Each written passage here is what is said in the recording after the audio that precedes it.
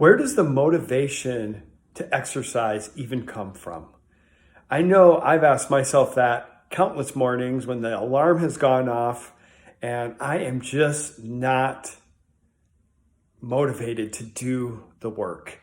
And it turns out that, hey, you know what? It may not just all be a lack of discipline or willpower. It really could reside within us at a genetic level.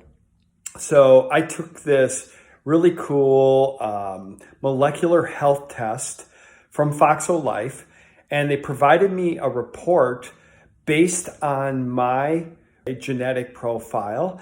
And it turns out that there are sequences, or SNPs that they call them, of genes that kind of factor into our baseline motivation to exercise. Super interesting. The report is really detailed, but when I kind of broke down this piece of the report, I was a little shocked, a little disappointed, but it also answered some questions for me. My genes revealed that I am less likely to be naturally motivated to exercise, meaning I don't have that internal fire for fitness built within me, like maybe some people that we know in our life. I know people like that. But fear not, because it doesn't mean that our fitness goals and hopes and dreams are smashed because maybe we have this genetic SNP. We are absolutely in control of how those genes express themselves based on our actions and the lifestyle that we have.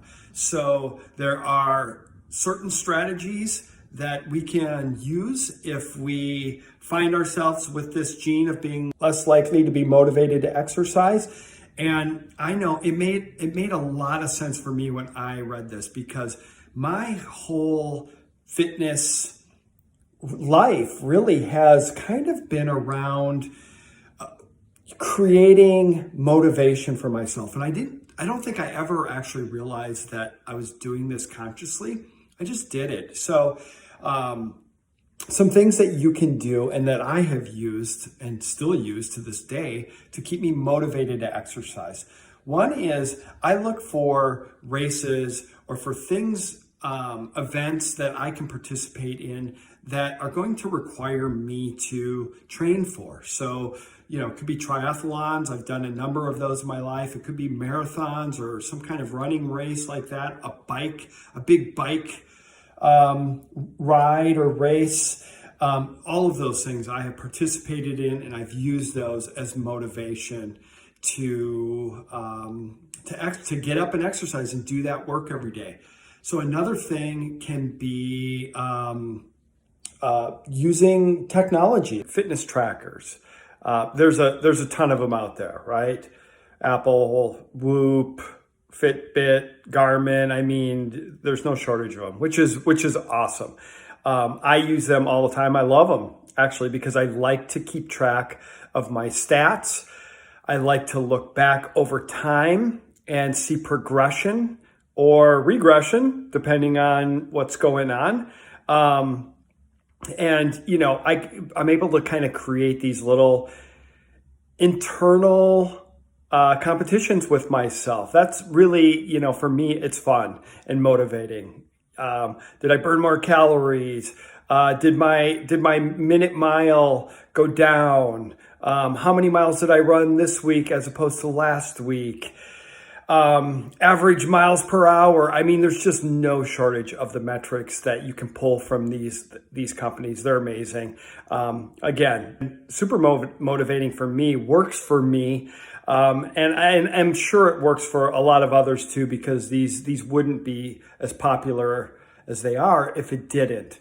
So, there's a community aspect of a lot of these wearables too that can be great for people who really like this kind of social piece of fitness.